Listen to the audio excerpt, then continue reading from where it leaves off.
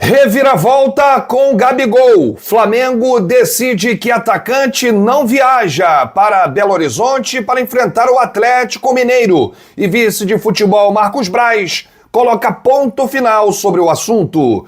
Time vence adversidades e fica cada vez mais gigante no período da Copa América. Essas e outras a partir de agora no seu canal Raflamelo. Cola esse dedo no like, ajude muito o nosso canal. Continue compartilhando os nossos conteúdos. Se você ainda não é inscrito, aqui embaixo, dá aquela moral pro Rafla. Tem um botão inscreva-se, ativa o sininho para receber todos os nossos vídeos. Vem comigo, bate no peito, porque tem muita informação do Mengão, mais líder do que nunca.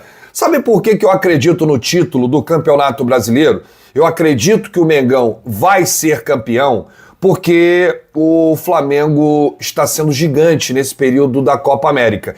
E eu imaginava, antes de tudo isso começar, após aquele jogo contra o Vasco, que o Flamengo goleou por 6-1, o Flamengo perdeu Arrascaeta, De La Cruz, Pulgar, Varela e o Matias Vinha.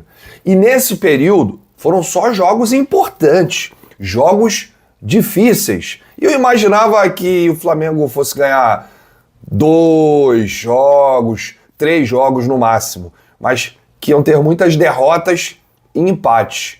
Só que o torcedor precisa entender que o Flamengo está saindo gigante desse período da Copa América. Eu sei que você quer que o Flamengo dê show, né, dê espetáculo, dê uma goleada, mas é preciso entender que o Flamengo está no limite físico, no limite técnico, no limite tático e no limite de elenco. Ainda assim, vai vencendo e se mantendo no topo da tabela. Ninguém consegue ultrapassar o Flamengo, mesmo com esse período. Além dos convocados, ainda tem Cebolinha machucado, Igor Jesus machucado, né? Tem a questão aí do cara que toma 3 cartões e aí vai cumprir suspensão automática, como já aconteceu aí com o Fabrício Bruno. A gente já perdeu o Davi Luiz por lesão, ele retornou, o Alan estava lesionado, retornou. Enfim, o Flamengo tem sido o que precisa ser nesse período data FIFA da Copa América. Eficiente, cascudo e lutador. 3 grandes características do time que venceu mais uma ontem e continua mais líder do que nunca. Olha aqui, eu tenho que parabenizar todo o time, o comando técnico, o Tite e todo o departamento de futebol, porque eles estão fazendo um milagre. Dá para ver que o Flamengo cai, né? E isso aí você sente assistindo o jogo. O ritmo cai dos jogadores do Flamengo, porque eles já estão no limite do desgaste. E aí, eu tenho que parabenizar aqui, tirar o chapéu para 2 atletas. É claro que eu estou parabenizando todo o grupo, mas 2 atletas estão se destacando mais. Gerson, que assumiu o protagonismo sem os jogadores convocados, sem o Arrasca, sem o De La Cruz. O Gerson é o dono do time.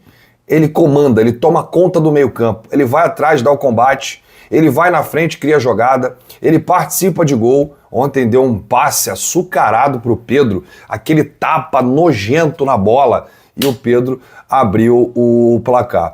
Então o Gerson, ele vem exercendo uma função que é muito importante, a função de capitão do time. E ele está fazendo valer isso, não só dentro de campo, mas também no vestiário, antes da bola rolar, no intervalo, aquele sacode. Então o Gerson já entendeu esse espírito e o protagonismo que ele está tendo na ausência dos craques que estão disputando aí a Copa América. E o outro jogador que eu tenho que tirar o chapéu é o Pedro. Amigo, não tem jeito. O Pedro vai marcar, você sabe que ele vai marcar a qualquer momento, é um atacante completo. E lá no final do Campeonato Brasileiro, na 38ª rodada, nós teremos a noção do tamanho do que eles estão fazendo agora. Gerson e Pedro, podem anotar, farão história com a camisa do Flamengo. E eu falei aqui do Gerson e do Pedro. O Pedro é o líder em gols e participações em gols em 2024. Ou seja, ninguém tem mais gol do que o Pedro. Ninguém participa de mais gols do que o Pedro no país, dentre todos os atacantes. E isso aqui, gente, impressiona demais.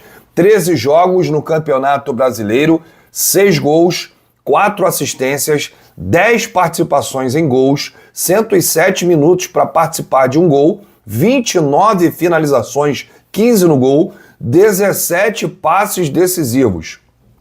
Nota 7,28 no SofaScore. É impressionante. Nesse ano, a média de gols por partida é de 0,46 no Campeonato Brasileiro. É quase, né? Um gol por jogo. Então, impressiona muito a marca do Pedro, que é o artilheiro do Brasil. É isso aí. O Pedro tem 24 gols na temporada. Absurdo, Pedro, hein?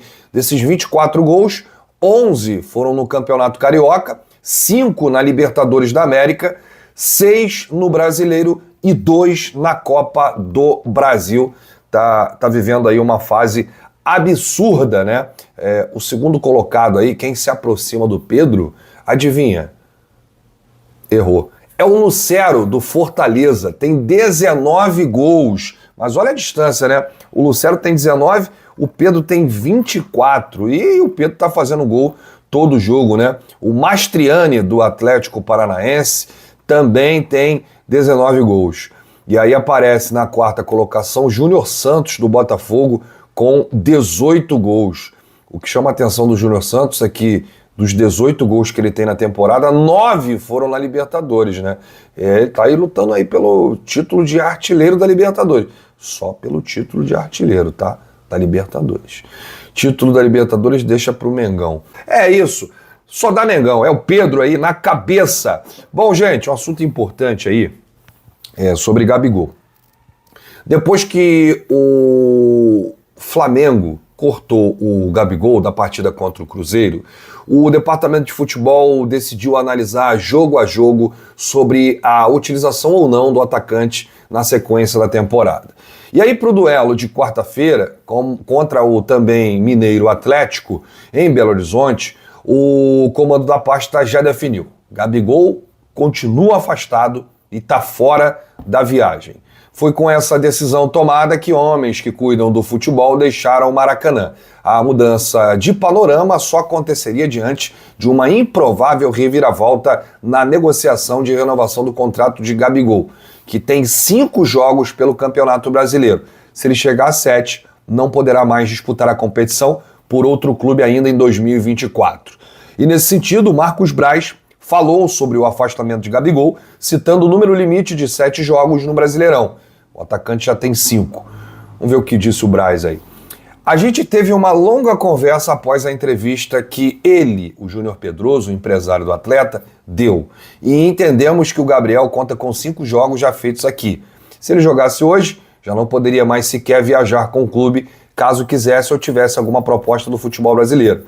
A gente fez a opção de chegar nesse momento agora, já que o empresário também disse que queria ouvir e procurar alguns caminhos novos. Vamos aguardar. A gente pensa que esse afastamento, vai ser feito aí nos 10 dias. Deixar claro que o Gabigol treina com o grupo, treina no mesmo horário, não tem nenhum tipo de problema em relação ao dia a dia. Está sendo tratado com o maior respeito do mundo. A gente apenas fez a opção de maneira mais direta e reta dele chegar a não completar o 6º ou 7º jogo para não inviabilizar qualquer situação aqui no Brasil. Hoje não tem nada, só para deixar claro, tá? Por fim, Braz falou que o atacante só deixa o clube nesta janela, e aí é uma reviravolta, porque o Flamengo não vai deixar o Gabigol sair de graça. O Gabigol vai cumprir o contrato até dezembro, vai receber o salário até dezembro, se não chegar nenhum clube com cash, dinheiro. E aí o Braz disse: é importante para o clube, mas deixar claro, o Gabriel só sai agora se tiver uma compensação financeira para o Flamengo.